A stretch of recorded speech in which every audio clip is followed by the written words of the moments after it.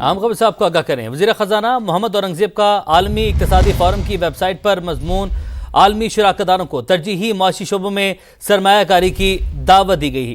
زراعت، information technology, قابل تجدید توانائی کے شعبوں میں سرمایہ کاری کی دعوت، مشکلات کے باوجود فیصلہ کن معاشی اصلاحات نافذ کی۔ وزیر خزانہ محمد اورنگزیب کی جانب سے یہ لکھا گیا۔ مزید لکھتے ہیں کہ IMF کی مدد سے توانائی اور محصولات کے ڈھانچے میں اصلاحات کی گئیں۔ اڑان پاکستان، صحت، تعلیم، غربت کا خاتمہ ترجیح ہے۔ وزیر خزانہ محمد اورنگزیب کی جانب سے یہ لکھا گیا۔ اس بارے میں مزید بات کرتے ہیں مشیر وزارت خزانہ خرم شہزاد صاحب ہمارے ساتھ موجود ہیں۔ خرم صاحب، بہت شکریہ آپ کے وقت کے لیے۔ ملکی معیشت کی موجودہ صورتحال پر سر آپ کیا کمنٹ کریں گے؟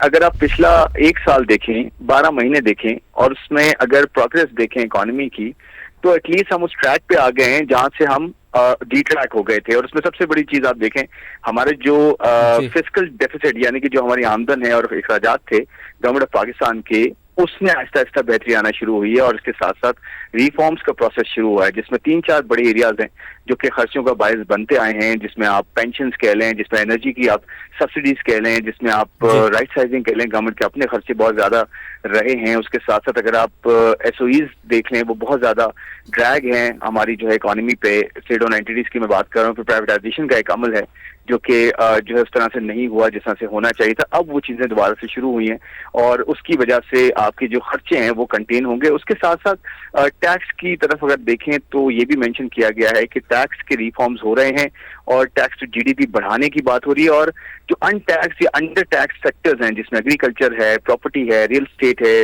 Retail, wholesale and trade ہے، ان کو ٹیکس نیٹ میں لانے کی بات ہو رہی ہے، یا پھر ان کے ساتھ کمپلائنس بہتر ٹیکس لینے کی بات ہو رہی ہے، جو کہ ہمارا پوٹینشیل ہے۔ اور ہمارے جو ایگزسٹنگ ٹیکس پیئرز ہیں ان پہ ٹیکس کم کرنے کی بات ہو رہی ہے۔ اس کے ساتھ ساتھ آپ دیکھیں، چاہے وہ انٹرسٹ ریٹس ہوں، انفلیشن ہو، یا پھر آپ کے جو ہے ریزروز ہوں، وہ پہلے 2 ہفتے کے یا بلکہ 2 ہفتے سے بھی کم کے ریزروز رہ گئے تھے آپ کے، آج سے کوئی 12-14 مہینے پہلے۔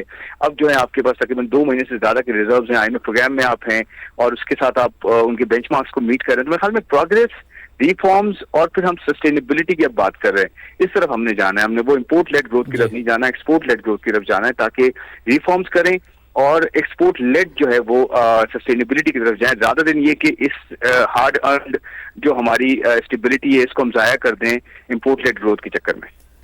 مشیر وزیر خزانہ خرم شہزاد صاحب ہمارے ساتھ موجود تھے۔ سر، بہت شکریہ آپ کے وقت کے لیے۔ وزیر خزانہ محمد اورنگزیب کا عالمی اقتصادی فورم کی ویب سائٹ پر مضمون عالمی شراکت داروں کو ترجیحی معاشی شعبوں میں سرمایہ کاری کی دعوت دی گئی۔ ان کی جانب سے زراعت، انفارمیشن ٹیکنالوجی، قابل تجدید توانائی کے شعبوں میں سرمایہ کاری کی دعوت دی گئی۔ وزیر خزانہ محمد اورنگزیب لکھتے ہیں کہ مشکلات کے باوجود فیصلہ کن معاشی اصلاحات کی گئی ہیں۔ IMF کی مدد سے توانائی اور محصولات کے ڈھانچے میں بھی اصلاحات کی گئیں۔